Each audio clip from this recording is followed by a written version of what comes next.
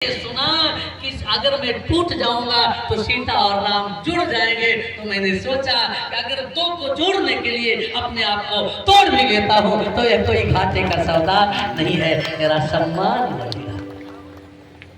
अच्छा, धनुष में दो चीजें होती हैं, बच्चे बताएं, ध्यान दें। ये बहुत अच्छी बेटियां कथा को प्रेम से सुनती हैं। धनुष में दो, धनुष देखा है कि नहीं कभी बिटिया? नहीं देखा? बहुत अच्छी बेटी, झगड़ा जीत के रहा, वहां प्रसाद मिलत है, झगड़ा जीत के रहा। धनुष में दो चीजें होती हैं बेटी, एक लकड़ी और एक रस्सी ना। रस्सी को ऐसे झुका के उस पे लकड़ी चढ़ाते हैं, है ना। अच्छा कल्पना करो, राम जी ने खींचा होगा, क्या खींचा होगा? रस्सी, रस्सी खींचा होगा ना। टूटा क्या? रस्सी टूटी कि लकड़ी टूटी? लकड़ी टूटी। खींचा रस्सी और टूटी लकड़ी। जोर रस्सी पर लगाया और टूटी लकड़ी, जबकि जिस पर जोर लगाया जाए वह टूटना चाहिए ना। और करे अपराध को और भाव भरवो, रस्सी काहे को नहीं टूटी? दुनिया के लोगों को दिखाया है, ये दुनिया के लोगों देख लो, हिंदुस्तान के नौजवानों, हिंदुस्तान की बेटियों देख लो, अगर यही स्वभाव तुम्हारा भी हो जाए तो तुम भी जीवन में कभी नहीं टूट पाओगी। राम भी तोड़ने की कोशिश करें, जोर लगा करके देख ले, नहीं टूट पाओगी। स्वभाव कैसा? का धनुष का स्वभाव, लकड़ी का स्वभाव कड़ा है और रस्सी का स्वभाव मुलायम है। रस्सी झुकना जानती है लेकिन लकड़ी झुकना नहीं जानती। अगर झुकना किसी ने सीख लिया तो स्वयं राम जी जोर लगा करके देख ले और टूट नहीं। एक नई नवेली बहू विवाह के बाद आई ससुराल, उसकी 3 जेठानियां थी, तीनों रोने। आज बड़की जेठान बैठ के रो रही, उसने सोचा जी मेरा विवाह हुआ, आज आप मंगल गीत गाना चाहिए था, बैठ के रो रही। अरे का 3 दिन बाद कहूँ जान जाओगी, कैसे का तोड़ो पारे आगे तो 3 ही थे, अब तक अब 4 हो गई। तीसरे दिन के बाद चौथा दिन आएगा तो और ही पारी रहेगी। आप काहे रो रही? आप बुरा की ससुइया बड़ी झगड़ालू थी और बिना झगड़ा किए उसका पनिये नहीं पचता था, तो तीनों पतोहिया के एक दिन पारी लाग गई, एक दिन एक से झगड़ा कर। उस दिन बड़के की पारी थी, छुटकी से कहा चौथे दिन बाद तोरे पारी लग जाएगी। छुटकी ने कहा जी आज अपनी वाली पारी मुझको दे दो, आज एक बात मैं बंद कर दूंगी झगड़ा। क्या? हाँ, आज अपनी पारी मुझको दे दो। हाँ ठीक है। बड़की पतो का अम्मा, आज हमारी पारी नौका ने ले लिया है। अल्लाह के कारीगर ने पहुंचते ही आग लगाना शुरू किया इसने। अच्छा उसने कुछ नहीं किया, खाली अंगूठा दिखा दिया बुढ़िया। बुढ़िया 1 घंटे तक गाली दी, अच्छे नई नवेली बहू अच्छे दरवाजे में चुपचाप बैठी है। अब जब गाली देखी चुप होने लगी, फिर अंगूठा दिखा दिया ऐसे चुप, एक शब्द नहीं बोल रही। अब बुढ़िया फिर गरियाना शुरू की। जब गरियाते थक गई बुढ़िया, चुप होने को हुई, पतोहिया फिर अंगूठा दिखा दिया। शाम हो गई, गरियाते गिर गई, बिना खाए पिए कब तक गरियाते? उसी दिन से गाली देना बंद हो गया। तुम कितना गरियाओ, मैं झुकना जानती हूँ, नहीं झुकूं। अंगूठा दिखा सासू सही कर दिया। आप लोग अच्छा प्रयोग मत करिएगा। बिहारी लाल की। धनुष ने कहा, धनुष में 2 चीजें थी, रस्सी और लकड़ी। राम जी ने धनुष रस्सी को खींचा और लकड़ी टूटी और दुनिया के लोगों को यह बताया, अगर जीवन में झुकना सीख गए आप, स्वयं राम जी जोर लगा करके देख ले, तोड़ देंगे। और एक भाव, लकड़ी इसलिए टूटी कि लकड़ी कड़ी होती है, रस्सी इसलिए बच गई कि रस्सी मुलायम होती है। मुंह में 2 चीजें हैं, एक दांत और दूसरा का जीभ। ज्यादा कड़ा कौन हो? दांत की जीभ। कड़ा तो दांत ही है, अच्छा, पहले दांत आता है कि पहले जीभ आती है? पहले जीभिए आवत है, दांतवा तो बाद में आता है। और जाता कौन पहले है? दांत ही जाता है। जो पहले आए उसको पहले जाना चाहिए, जो बाद में आए उसको बाद में। साहब नियम यही है। लेकिन दांत पर जीभ पहले आती है और अंत तक साथ रहती है, और दांत बाद में आता है, पहले ही चला जाता है। कारण क्या है? दांत कड़ा है और जीभ मुलायम है। जो कड़ा होगा वो टूट जाएगा, पहले ही चला जाएगा, उसे कोई रोक नहीं पाएगा। स्थिति वही है। लकड़ी कड़ी है साहब, रस्सी मुलायम है। मानो रस्सी ने ये बता दिया, ऐ दुनिया के लोगों, अगर कड़े बनोगे तो राम जी के भी हाथ में रह करके सुरक्षित नहीं रहोगे, टूट जाओगे, टूटना ही पड़ेगा। खैर, धनुष टूटा और शतानंद जी ने आदेश किया, आज्ञा किया, जानकी धनुष टूट गया है, अब वरमाला लेकर के आगे बढ़ो। का शतानंद तब आए सुदीना, आए सुदीना, शतानंद तब आए सुदीना, शतानंद तब आए सुदीना। सीता गमन, सीता गमन राम पहकीना, शतानंद तब आए सुदीना।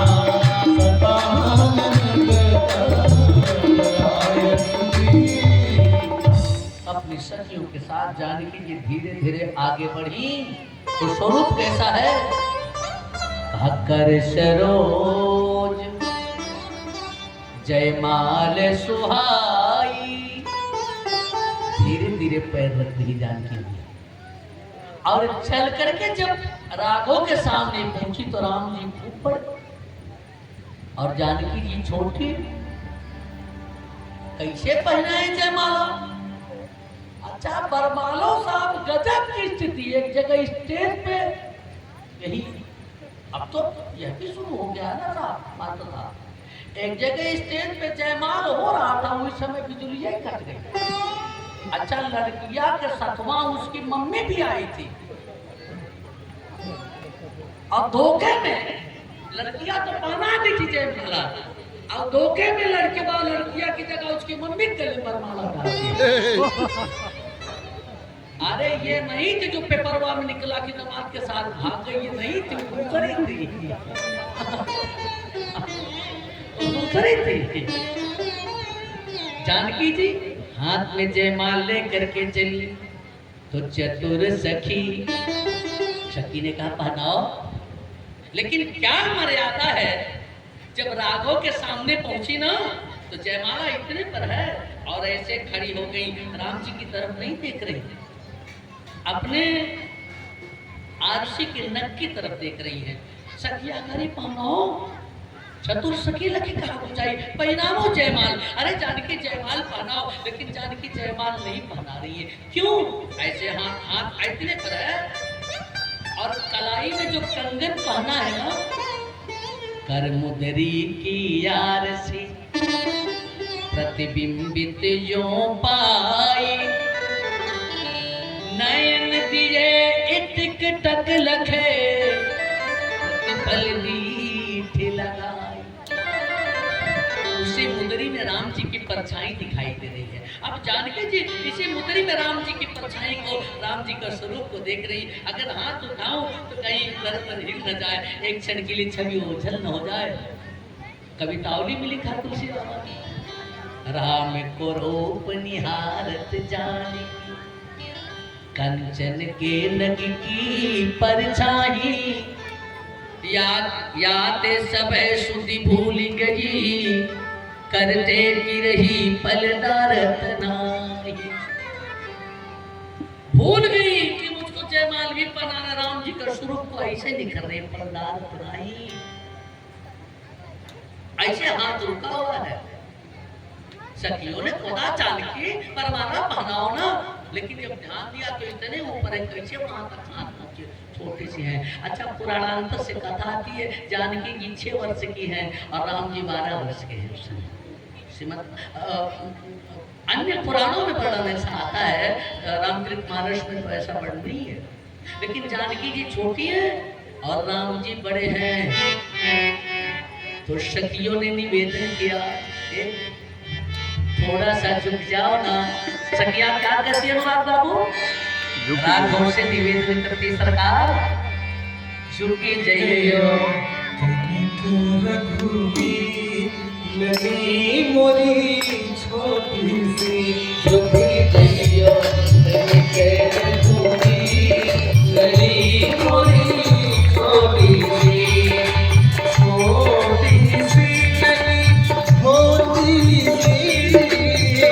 छोटी सी, छोटी सी जइयो करी के खूबी, लगी मोरी छोटी सी, झुकी जइयो करी के खूबी, सोई मोरी छोटी सी।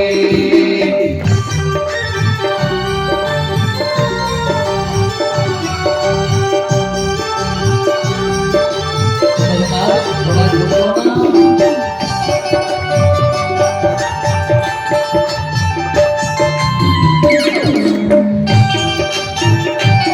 ताली बजाते हुए आप भी जानकी जी का साथ दें और आगों से कहो झुको ना।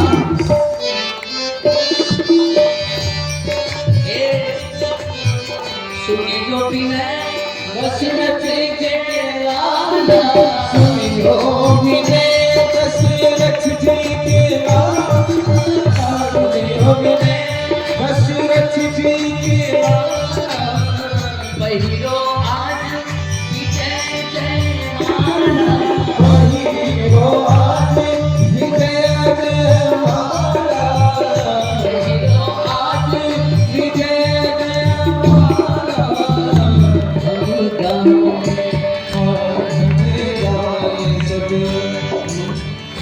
हमें गाए सब मंगल चार, किशोरी मोरी छोटी सी, झुकी गइयो लगन एक बार, किशोरी मोरी छोटी सी।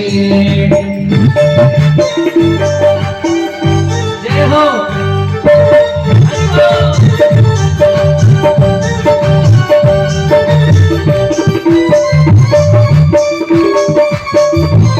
जय दुर्गा।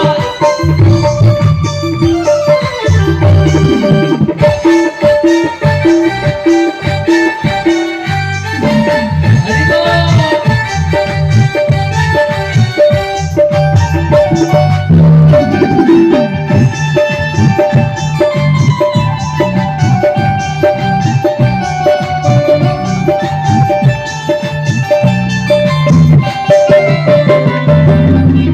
जगत गुरु स्वामी राम भद्राचार्य जी कहते हैं, गिरधर प्रभु की माला लीजे, गिरधर प्रभु माला लीजे, गिरधर प्रभु की माला लीजे, लोचला सखी कहती है, लोचना है सखी कहती है,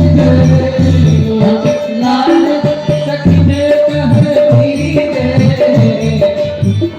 सबका मंगल चार, किशोरी मोरी छोटी सी, झुकी जइयो करी के खुदा, लगी मोरी छोटी सी, झुकी जइयो करी के खुदा, किशोरी मोरी छोटी सी, झुकी जइयो करी के खुदा, किशोरी मोरी छोटी सी, झुकी जइयो करी के खुदा, किशोरी मोरी छोटी सी। लखनलाल ने कहा, भैया एक तो हम क्षत्रिय रघुवंशी हैं और दूसरे ससुराल में हैं। First impression is the last impression. कहा भैया छुपना करता ही नहीं। और रघुपति कीर्त विमल पताका दंड समान भयो जस जागा। लखन लाल तो राम जी के कीर्त रूपी पताका के दंड हैं, और जब डंडा नहीं झुके तो झंडा कैसे झुकेगा? आज झुकने नहीं देगा। क्षत्रियों का ही छोटा जो है ये बड़ा होता है। एक ने कहा कुछ लालच दो, बड़े बड़े लालच पे टिक जाते हैं। हाँ? जज घूस लेते हैं, थोड़ा लालच दो। आई ऐसा वैसे लालच पे नहीं टिकेंगे। रघुवंशी राजकुमार है तो कहा छोटी सरकार का उधर जरा देखो। उधर देखा तो झरोखे से एक देवी झांक रही थी और लखनलाल की तरफ देख रही थी। कहा वो आपकी तरफ देख रही न, कहा आप जानते हो कौन है? कहा कौन? कहा ये मिथिला की कुमारियां, ये उन्हीं को देखती है जिससे उनका उर मिलता है। इसका मतलब है वो उर्मिला है। और ये उर्मिला आपको तभी मिलेगी जब जानकी जी को राम मिल जाए। तो पहले बढ़ के भैया का बिया कराओ तभी तुम्हारा नंबर लगेगा, नहीं तो ऐसे लगते रह जाओ। लक्ष्मण का तुरंत ही जयमाला पहना देता हूँ, तुरंत बिना विलंब किए ऐसे सीधे सीधे राम जी के चरणों में गिर गए। दंडवत प्रणाम करे भैया, दंडवत प्रणाम। राम जी ने कहा स्वस्थ सुते कुशल वस्तु चिराय, उठो ना। ऐसे नहीं उठूंगा, कहा है मैं जीव हूँ, आप ग्रह मत हो। जीव अपने आप गिर सकता है लेकिन उठता तभी है जब उसे भगवान उठाते हैं। राम जी ने कहा ये उपदेश का समय नहीं लक्ष्मण, ससुराल है, उठो ना। लखनलाल ने कहा भैया आज तक ऐसा कोई समय नहीं आया जब मैं आपके चरणों में गिरा हूं, आपने मुझे पकड़ कर न उठाया है। अब बिया होता ही फिर मुझको छोड़ देंगे? रोज की तरह उठाओ। मेरी बिहेवियर में है ना, learning is change of behaviour. एक बच्चा बहुत शैतानी कर रहा था। संचालक जी ने व्यास जी से कहा आप बिगड़ो, हट जाओ। अरे कहा हम कहा कि बिगड़े, आपका तो 3 ही घंटा झेल रही था। इनकर माता का 24 घंटा झेल रही। कैसे वो चाहिए था हम सोच रहे। आदत है। लक्ष्मण ने कहा मेरी तो आदत है ये, अब जब आप पकड़ के उठाओगे तभी उठूंगा। राम जी ने कहा क्या करें, बड़न को क्षमा चाहिए, छोटन को बात उठाने के लिए जैसे ही झुके तो गावई छवि अवलोकी सहे, गावई छवि अवलोकी सहे। सिया जयमाल नादूर में गावई छवि अवलोकी सहे, गावई छवि अवलोकी सहे। जब राम जी को झुका हुआ देखा जानकी सखियों ने कहा देखो ना ये स्थिति है। अभी ज्ञान भी तना हुआ था और ब्रह्म भी तना हुआ था, लेकिन हमारी भक्ति के आगे ज्ञान और वैराग्य दोनों झुके हुए हैं, दोनों झुके हुए हैं। जानकी बढ़िया मौका है। तुरंत जानकी जी ने गले में बरमाला डाल दिया। बोलिए श्री सीताराम जी महाराज की। जानकी जी राम की हुई। यद्यपि टूटत ही धर्म भयो विवाह हो। मैंने महाराज से कहा था दिन में जब लेसन प्लान बन रहा था हम लोगों का, तो मैंने कहा राम जी को वन भेज दूंगा। इन्होंने कहा वन भेजिएगा, वन में अरे हमने कहा आज वन में भेजूंगा और कल वही रोएगा, परसों लाके राजा बना दूंगा। एक दिन तो कम से कम देख लें। कहे आप धनुष चक्कर से आप नहीं निकल पाएंगे और धीरे धीरे 9:45 बजने वाला है। शिवानी बोले वृंदावन बिहारी लाल की। लेकिन विवाह तो खराब हुआ। यद्यपि टूटते ही धन भाइयों विवाह हो, धनुष टूटते ही विवाह हो गया। लेकिन गुरु जी ने कहा अब अपने कुल की परंपरा के अनुसार आप करो। क्या करो? अयोध्या दूत भेजो। अयोध्या दूत गया और अयोध्या से बारात आई। तीनों लोक में ऐसी बारात नहीं नहीं आई वकील साहब, बिना दूल्हा के बारात पहले यही आई। हाँ, दूल्हा पहले से तुम्हारी बैठा लल्लू सिंह। और जब लगे लोग पूछने बारात इतनी बढ़िया क्यों है, नहीं दिखाई दे रहा, आगे वाले से पूछे भैया दूल्हा कौन का है, पीछे वाले से पूछो, पीछे जाए भैया दूल्हा का है, आगे वाले से पूछो। आज ही तो गए तो कहा बारात मालिक क्या हमसे पूछा, दशरथ महाराज के पास के बारात दूल्हा कौन है। दशरथ जी ने कहा अभी बताता हूँ, गुरु जी के पास गए, गुरु जी उपाय बताओ कुछ क्या करूँ। गुरु जी ने कहा अभी तो दो ही वहाँ है, तो तुम्हारे पास आई है, भारत के दूल्हा बना दो, शत्रुघ्न को सही डाला, अरे काम और दूसरे को माना जाए, बिया दूसरे को हो। गुरु जी ने कहा मैं गुरु जी हूँ ना, अगर मैं कह रहा हूँ तो व्यवस्था कर ही दूंगा। दो का तो विवाह पक्का हो गया है, और तू क्या मांग ले दक्षिणा में। रावण है, अगर ब्राह्मण साथ है तो जीत पक्की ही है, फिर कहीं राजित नहीं हो सकते। बड़ी दिव्य व्यवस्था हुई महाराज दशरथ के यहाँ, महाराज जनक के यहाँ। अच्छा बारात तो बहुत बढ़िया आई, महाराज जनक जी ने ऐसे स्वागत और सत्कार की भी इतनी बढ़िया व्यवस्था किया है जिसका कोई जवाब नहीं। कहते धनुष टूटा, परशुराम बाबा आए, खूब तड़के झटके, लेकिन समय नहीं संकेत कर रहा है। पुनः कभी इस बिंदु पर भी प्रकाश डालूंगा नहीं, तो आप कम से कम एक दिन का समय मिले तब परशुराम और लक्ष्मण के संवाद पर विस्तार से चर्चा की जाए। क्योंकि यहाँ दो ब्रह्म एक साथ आए हैं, दो की उपयोगिता क्या है, एक राम और दूसरे परशुराम। एक काल में एक अवतार के क्षण में दो ग्रहों के अवतरण की उपयोगिता क्या है, क्या जरूरत थी कि दो रूप में आना पड़ा। पुनः कभी अवसर मिला तो इस बिंदु पर विस्तार से चर्चा चलेगी। लेकिन आपको बताऊं कि राम जी के विवाह को देखने के लिए चले सकल सुर साज विमाना, सभी देवता लोग अपना अपना विमान साज करके चले, और यहाँ बहुत बढ़िया सुंदर सा मंडप बनाया गया, और उसमें राम शीश सिंदूर देहि, शोभा कहीं न जाई विधि के।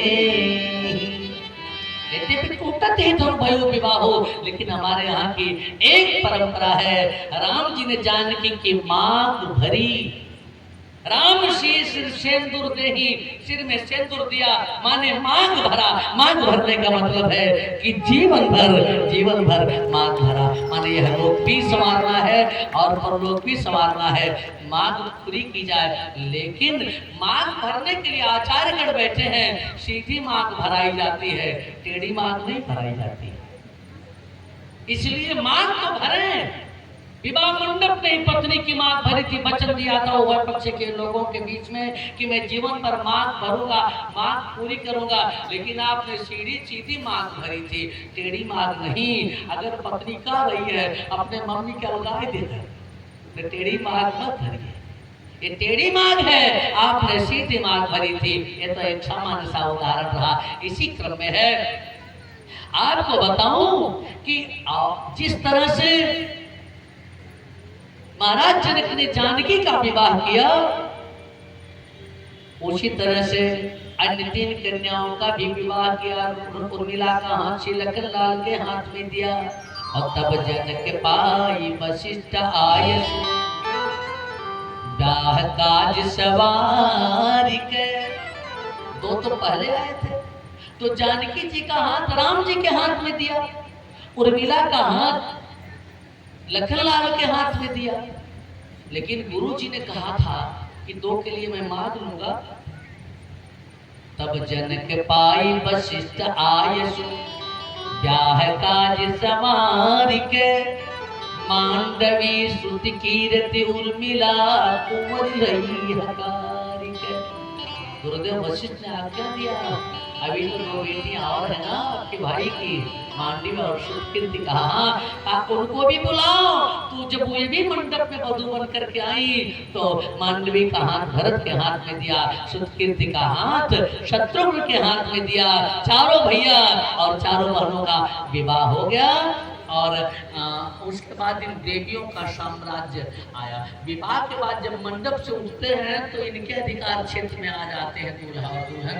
ऊपर में गए हैं, तो कोबर का भी बड़ा बढ़िया चित्रण है। समय नहीं संकेत कर रहा कि विस्तार से उस बिंदु पर चर्चा की जाए, लेकिन आपको बताऊं, लहकौर एक और सिखाओ सुंदर सी संसार कही, जहाँ गौरी मैया नारी का रूप बना करके आ गई और जानकी के पास साथ हो गई, तो सरस्वती मैया राम जी के साथ हो गई और गजब का मजाक होने लगा। ए बाबा, सुन लिया अयोध्या में खीर खाने से देविया बच्चा पैदा करती है।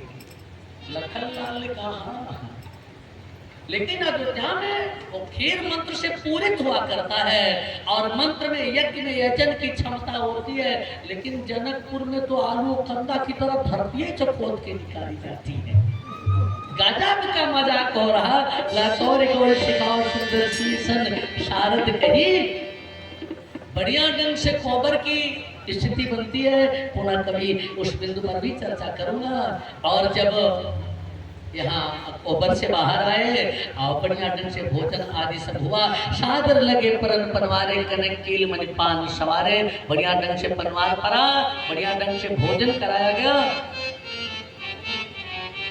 अनुराग बाबू करें कारी वाली बात नहीं गवाइएगा, असुकी समय नहीं संकेत कर रहा। हाला बिना कारी के तो भोजन वोजन होता ही नहीं ससुराल में, गारी बड़ी प्यारी।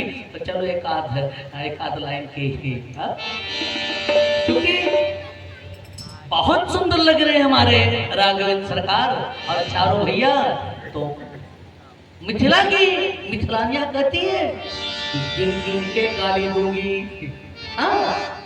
छैलवा तो दई हो चुनी चुनी गारी, छैलवा दई हो चुनी चुनी गारी, चुनी चुनी के गारी, हाँ चुनी चुनी के गारी, चुनी चुनी के गारी, चुनी चुनी के गारी, छैलवा दई हो चुनी चुनी गारी, छैलवा दई हो चुनी चुनी गारी।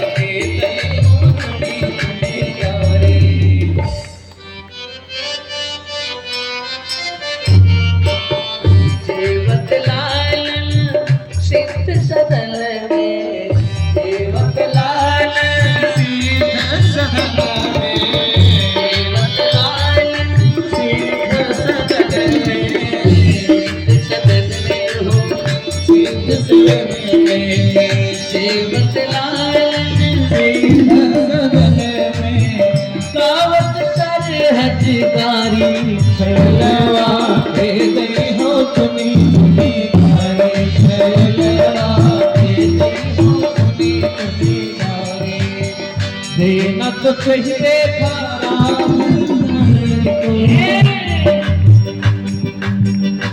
आज जब की गारी दिया है। राम जी की एक बहन थी, तुम्हारे अयोध्या की गजब की परंपरा है। राजा की बिटिया का विवाह राजा से होना चाहिए ना। राम जी की एक बहन थी, महाराज दशरथ की बिटिया थी, शांता नाम था। उनका विवाह किससे हुआ था? सिंगी से।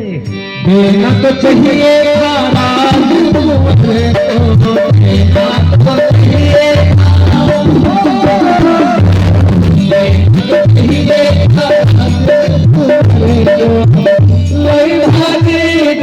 धारी